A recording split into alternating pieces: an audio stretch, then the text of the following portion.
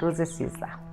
سلام، من فرهمند هستم، توران دخت و در این ورس و ویدیو میخوام روز 13 رو بر اساس کتاب معجزه سپاس دوره 28 روزه برای شما ضبط کنم. اگر اینجا هستی اتفاقی نیست، حتما از خداوند چیزی خواستی و در این دوره هستی، هدایت شدی.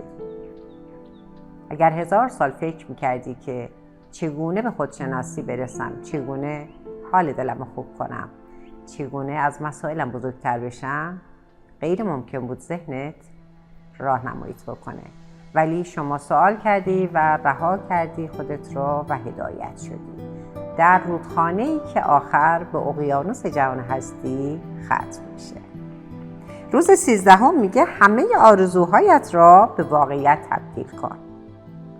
خیلی جالبه، ما یک وجه مشترک بسیار بزرگی با خداوند و خالق جهان هستی داریم و اون هم قدرت تخیل هست و تجسم. یعنی چی؟ در مغز من قسمتی بسیار کوچیکی هست که هر چیزی رو تجسم کنم و با 5 حس ببینمش و بتونم باش زندگی بکنم و بهش احساس خوب داشته باشم، من اونو میتونم خلق بکنم. این درس میگه 10 تا از آرزوهاتو بنویس، آرزوهایی که دوست داری بهش برسی. 3 تاشو انتخاب بکن و تجسم کن که بهش رسیدی. میگه به اولین نفری که زنگ میزنی کیه که خبر میدی که به آرزوم رسیدم. وقتی به آرزوت رسیدی چه کار میکنی؟ چه حسی داری؟ میگه که 3 تاش انتخاب کن و این سوالا رو از خودت بپرس. سوالاش اینه: وقتی به خواستم رسیدم چه احساسی پیدا میکنم؟ وقتی به خواستم رسیدم اول نفری که بهش میگم چیه؟ چه جوری میگم؟ با چه حسی میگم؟ وقتی به آرزوم رسیدم چه کار خاصی انجام میدم؟ در واقع این درس داره به ما میگه که قبل از اینکه به خواستت برسی تو باید به اون شخصیت تبدیل بشی. خواسته که رسیدن نداره که. من میخوام به اون خواسته برسم که به یک شخصیت جدید تبدیل بشم. میگه همین الان افکارت، رفتارت، عادتهات و کارهایی که اون موقع میکنی که به آرزوت رسیدی الان انجام بده. میگه 10 تا آرزوتو بنویس جوری که بهش رسیدی. من الان تجسم میکنم به یکی از آرزوام رسیدم و اول نفری که میگم کیه؟ خودم میدونم کیه. چجوری میگم؟ معلومه که چجوری میگم، با ذوق میگم، جیغ میکشم، بخندم، ذوق دارم، اشتیاق دارم. چه کار میکنم؟ مطمئن باشین طرز راه رفتنم، طرز صحبت کردنم و افکارم خیلی متفاوت‌تر از الانه. دیگه اینجوری نمیشینم، حتما اینجوری میشینم. دیگه دستامو اینجوری نمیکنم، حتما دستامو اینجوری میکنم. وقتی که نگاه میکنم دیگه اینجوری نگاه نمیکنم، خیلی بهتر از این نگاه میکنم. البته که من این قانون رو خیلی وقت فهمیدم. من قبل از اینکه اصلا بخوام درس بدم و توی این مسیر بیام، من به این شخصیت تبدیل شده بودم. فکر کنید یه نفر بیاد در مورد شوک‌گذاری صحبت کنه، بعد اخماش تو هم باشی، بعد عصبانی باشی، بعد هرس بخوره، بعد گونه‌هاش افتاده باشه پایین، لباش هم افتاده باشه پایین، بعد در مورد حال خوب صحبت کنه. من اول به اون شخصیت تبدیل شدم، اول در ذهنم به اون آرزو رسیدم، اول تجسمش کردم، بعد مدل اون شخص رفتار کردم، بعد جهان هستی من هدایت کرد و در این موقعیت قرار گرفتم. این یکی از آرزوهای من بود. من بی نهایت آرزو دارم و خواسته دارم، ولی به این نتیجه رسیدم که فقط با نوشتن و تمرکز و توجه میشه بهش رسید. این که من میدونم چی میخوام و همش در مورد نداشتنش صحبت کنم، این روش رسیدن به خواسته نیست. خب میگه 10 تا نعمتتو بنویس، خوشگلا، و بابتش تشکر کن و بگو که این نعمت‌ها برای تو چی داره، چه حسی داره. 3 بارم بگو متشکرم، متشکرم، متشکرم.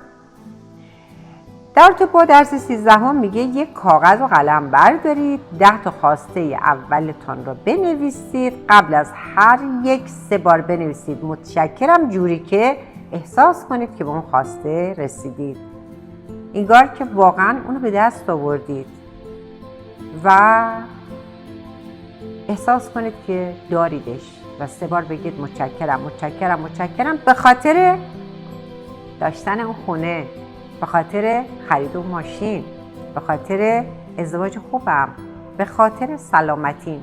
بچه‌ها خواسته هایی که به ذهن شما میاد آماده است، فقط باید باور کنید، تجسم کنید، یه دکمه بزنید، دنیای نامری به دنیای مری شما بالانس بشه. به همین راحتی. از تخیلتان استفاده کنید و سوالات زیر را برای هر یک از خواسته هایتان جواب بدید. وقتی به خواستم رسیدم چه احساسی پیدا میکنم؟ وقتی به خواستم رسیدم اول نفری که بهش میگم کیه؟ چه جوری میگم؟ وقتی به آرزوم رسیدم اولین کاری که انجام میدم چیه؟ مطمئن باشید سبک لباستون عوض میشه، مطمئن باشید سبک صحبت کردنتون عوض میشه، راه رفتنتون عوض میشه، مطمئن باشید دوستاتون عوض میشن، چیدمان خونت عوض میشه، تون صدات عوض میشه، نوع نگات عوض میشه. در آخر تمام موارد فهرستتان رو دوباره بخوانید و 3 بار بگید متشکرم متشکرم متشکرم. خودتو ببر 2 سال بعد، 5 سال بعد و تکنیک یه بشکن بزن، بگو دیدی بهش رسیدم؟ دیدی شد؟ تمام تکنیک ها رو ما توی اینستا به صورت پست آموزش دادیم، برید ببینید. اینستا منو نداری؟ 2 انگلیسی تو رانداد. خب میگی که توی این درس میتونی از یه تابلوی آرزوهام استفاده بکنی.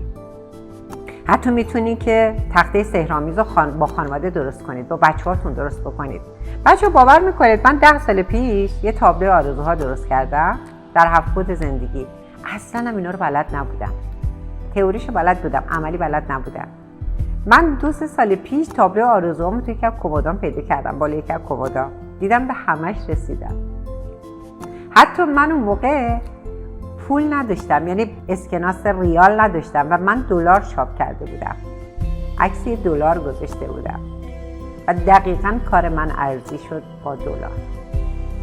خیلی جالبه. در تو با هیکلم دقیقاً همون سایزی شدم که عکس چسبونده بودم. تو 7 بعد زندگی به همونی که تابلو درست کرده بودم رسیدم. در که من تابلو رو درست کردم، یه مدت هم نگاه کردم و اصلا فراموش کردم، ولی ذهن من که فراموش نکرده بود، جهان هستی که فراموش نکرده بود. من به همه آرزوهام رسیدم.